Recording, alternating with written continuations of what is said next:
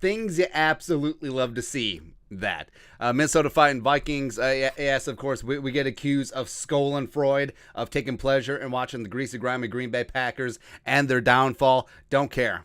Over in London, international showcase.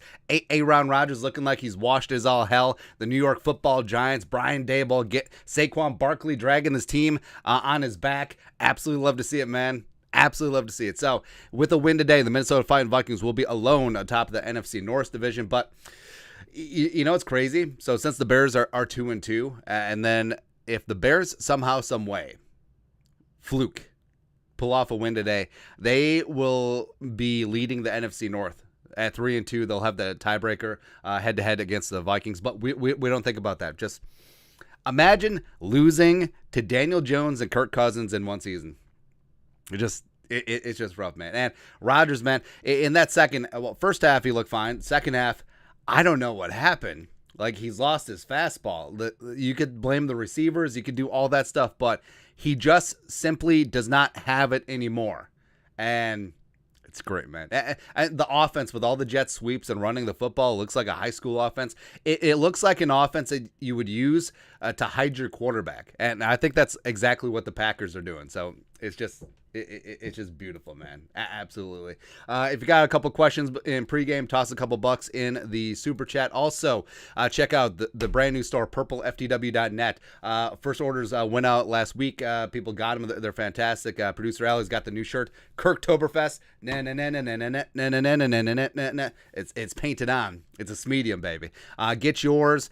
Use promo code Kirktober, 15% off your purchase. Purpleftw.net is the store. Check it out in the link below. So we got some things going on. Oh, Justin Bringan Jefferson, man, wearing the Adam Jerome Ezekiel Thielen shirt. I love it. We're a bunch of pictures of him, Mankato State University, him back at Detroit Lakes, rocking the Deuce One. That's right, man. I like that these guys have fun and that they actually enjoy each other's company. Can't really say that about every team. Yeah. So inactives for the Vikings. We have Andrew Booth Jr. is inactive. Was limited this week with that quad injury, but is not going to give it a go today, which is unfortunate because we haven't seen him since the Packers game and blah, blah, blah. Then you got Chris Reed inactive for his fifth game in a row. Luigi Villain, no. Same thing with Lowe. Jalen Naylor dinged up during the week. Unfortunately, can't give it a go. Osaze is inactive again. Kairos Tonga, the new nose tackle, former Chicago Bear, is also inactive against his former team, as well as noteworthy Ty Chandler, active for a second game in a row. Maybe he'll get some run on the field today. Bears inactives. So the main one is Jalen. Now, he had been listed as doubtful, which given about a 25% chance to play. He was out there in warm-ups trying to give it a go with that quad injury, but the Pride of Utah can get it going. So that's fantastic news for the Vikings and their passing game. Jalen Johnson is one of the better young cornerbacks in the game. So now the Vikings are hopefully going to be going bombs away, man. And just going through some of our keys. James, $2 in super chat. FTP, let's go. 3-0 in the division today. Skull baby. That's right. Vikings get it done at home as a 7.5-point favorite against the crooked Chicago Bears. 4-1, one of the best records in the NFC. Probably still say the second seed. And then also starting out 3-0 in the division. That's huge. Yes. But your first three games are at home in the division. Don't care. Vikings do not set the schedule. Just take care of what you can take care of. Control what you can control. So our keys from our preview video from Friday: stop playing soft. We're talking about that soft marshmallowy coverage. We're talking about, hey, Ed Dontel, you got Justin Fields. Stop dropping 7. Stop dropping 8. Stop, drop, start blitzing the ish out of Fields. That's right. And also pound the rock, because the crooked Chicago Bears are nearly dead last in the National Football League against the run. They're struggling in a scheme change from the 3-4 to the 4-3. And also they got rid of Akeem Hicks. They got rid of Khalil Mack. So I think this could be a big Dalvin Cook game where, I mean, Dalvin got that work against the Saints, just couldn't really bust a big one. I think that he certainly could do that against the Bears. Stop selling for 3. The Vikings offense are among the bottom of the league in terms of red zone efficiency, and putting it in the end zone versus 3. It's a novel concept. I get it, but it takes everyone. It takes Kevin O'Connell being more aggressive. It takes Kirk Cousins not taking just what's there and just going after it, man. Also, those receivers getting open in the red zone, which they've been doing a good job of, but they got to still get after it, man. Also, remember, it's Kirktober. Woo! Actun, baby. Where maybe Kirktoberfest was delayed. Maybe they don't celebrate it over in London internationally. But Kirk coming in. I mean, let's go for 350. Let's go for 3 touchdowns. Let's go. Ooh, Bobby Firmino. Liverpool tying it up. Let's go. Let's go. Also, Vikmodium stopping the runs. David Montgomery is active today. He's going to try and give it a go, but Khalil Herbert is no slouch either. And the Bears, they're going to try and run the football, try and take as much pressure off of Justin Fields, try and take the crowd out as much as possible. So the Vikings, they got to bring it, man. And Donatel's got to start putting guys back in the box. Harrison Smith has to be allowed to play his normal box safety role. Harrison Phillips, Diesel Dalvin, Jonathan Bullard against his former team, they got to get things going on. Also, you blitz me all night long. Get things going, man. I mean, Za'Darius off the injury report is fantastic. Like, unleash Daniil. All this talk is like, well, it takes about a month to learn the new position, but don't care. Bears need to have 99 problems, and Daniil Hunter needs to be all of them. All right, man. Remember your 3 deep at receiver. Jefferson is going to get his. Thielen should eat as well. KJ should get after him, man, especially against this depleted secondary. Yes, they still have Cheeseburger Eddie Jackson back there, but cornerback wise, they're bombed out and depleted. Like, they are not good to go at all. Also, hey, let us know where you're watching from. We'll give a couple shout outs. Also, let us know what you're eating and are partaking of in terms of the beverage situation pregame, man. There you go. Don't push me because I'm close to the edge. That's right. So, taking care of the Bears edge rushers, Robert Quinn, Travis Gibson, even though they are being slowed up in scheme change and transition, Brian O'Neill has to get back off the canvas, man. It was a really tough game against the Saints and Cam Jordan in London, so it's understandable, man. But Travis Gibson primarily rushes from the left side.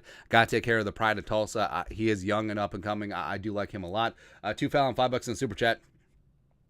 Could you make a broadcast of you and Cheesehead TV talking smack, please? I don't know who that is, but I assume that's like the Packers equivalent. They're probably way more successful than us. That's how it usually goes, man. Mug Mooney. Darnell Mooney is basically their only wide receiver because they refuse to play ISM. So Darnell Mooney, the pride of Tulane, got to get after him. It's going to be a big-time game for Cameron Tiny Dancer, Patrick Peterson on the outside, as well as Shondon Sullivan whenever Mooney kicks inside. And also keeping the special teams special. I think that they either bust a big return or they finally get themselves a punt block. Like, I'm calling it, like CJ Ham getting that mitt up, pride of Augustana, pride of Duluth, just like bam. Let's go. Let's go, man. Pretty fired up about this one. Like, this feels like a game where you look against the Lions, the Vikings were lethargic. They really gave it away. And then the Lions were like, no, please, I insist. And then the Saints game, the Vikings certainly played down in the competition. Now, you could say the travel played a factor into it, but also, even with injuries, even missing your starting quarterback, running back, wide receiver, like, the gap between Jameis and Andy Dalton is not that big. It simply is not. I don't think Jameis is that good of an NFL quarterback. Andy Dalton is one of the better backup quarterbacks in this league. But the fact was that was a near-run thing. It should not have been. But I think the Vikings, they come home, shook off the jet lag. They're at home, like we said, in division, have a chance to start a 3-0 in the NFC North, and you just come out and lay waste. Like, this team is frustrated. The defense hasn't been getting after it. The offense has left a lot of points on the board, and this just feels like one of those woosah type games. Come in, whip somebody's ass, and just completely dismantle the Bears. Like, this feels like an easy cover game. This feels like the Vikings just completely come in and just lay waste, man. I would absolutely love to see it, man. We're going to kick somebody's ass. That's right. All right. A couple shout-outs here. Let's see what we got. We got Deutschland. We got Hudson, Wisconsin. We got Okeechobee and the Bush Lattes. That's right. They should put a Bush Light on the state flag of Iowa. It's good times, man. Germany, Western North Carolina. There you go. Having some GNTs. Southern Oregon, eating a 12-pack of burr. Spicy noodles. That's right. I made some hot dish for the game. We got some chili going. Trying to get your chili hot, boys. Got some twisted tea and a chili relleno. Chili rellenos are fantastic, man. How old was I? Probably 12 when I had my first chili relleno, and it was a game changer, man. Because up until then, you're 12, like you don't have a palate, it's whatever. Plus, growing up in rural Minnesota, you're not really exposed to haute cuisine. But I mean, Mexican food was like Taco Tuesdays, made with the cheese like taco kit, man. But a chili relleno, like super authentic, fantastic, man. It's good stuff. Up at 4 a.m. watching Australia, shrimp on the Barbie. Pork chops and a Bloody Mary. That's fantastic. Grantsburg, Wisconsin, eating some chili dogs, sucking down chili dogs. What is wrong with John Mellencamp, man? I want to watch John Mellencamp eat. Like, how does he do that? Bears roll 52-17. Get out of here. Rialto, California. Skull from Winona, Minnesota. That's right, the motherland. Motherland. Skull from Kansas. Zach Close. Rock Chalk Jayhawk. I had him on the money line. Is what it is. KJ breakout game. Eddie Watts predicted that. Would love to see it. Skull from Iowa, Memphis, Tennessee. THC. That's funny. Iowa, a little Captain and Coke. Oh, so the official beverages of Iowa. Spent some time in Iowa back in my day. Busch Light as well as Black Velvet and Pepsi. Like BV and Pepsi. That's a thing. Eating corn because it's Nebraska. That's right. Let's see. New Jersey. It's 4 a.m. I must be lonely here. Sacramento in the house. Northern Cali. You are a champ. No, you are. Casa, Minnesota. Go Comets. Skull from Oklahoma. Bears and Blunts. Beers and Blunts. Yeah. Hopefully you're not a Sooners fan. That was kind of ugly. We're like a quasi Texas fan. My favorite thing about college football is I don't really have a team. Like, obviously, I like when the Gophers do well. I really like PJ Fleck, but I'm not like a diehard. We sort of adopted Texas because the wife and I really enjoy going to Austin, going to Central Texas, and I don't know, they're just easy to pick up. So, also, McConaughey's a Texas fan because he went there for like 2 seconds. All right. Hadrian S., $5 in Super Chat. Say hello to Allie for us. What up? Hadrian was at the meetup. We're going to have another one at some point. Skull, Austin, Texas. That's right.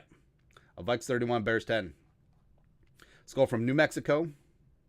Skull from St. Cloud. SoCal, baby. Skull. That's right. That's right, man. And like we said, our final score prediction, Vikings 33, Bears 13. And like we said, this is lining up too perfectly that this will be an ass-whooping game. The Vikings, they get the ball early. They get the ball off and march down 7-14, 21. It's like you're playing the Mexican. Wait, no. Oh, I'm confusing dice games. So if you ever played the Mexican where it's like, let's see, Mexican is 21, right?